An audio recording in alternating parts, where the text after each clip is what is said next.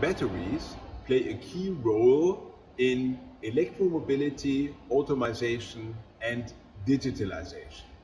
Especially in data center, in telecom applications, it is very important that you have uninterrupted power supply. For those applications, we in HOPPECKE have developed a totally new pure lead battery line called HOPPECKE Grid Extreme. We are proud that we have taken the decision 2 years ago to invest in Poznan in Poland into a new plant to supply the European market. These days we are starting, and I'm happy to be able to say we are going to supply our customers in the data center and telecom business from now on out of this facility in the middle of Europe.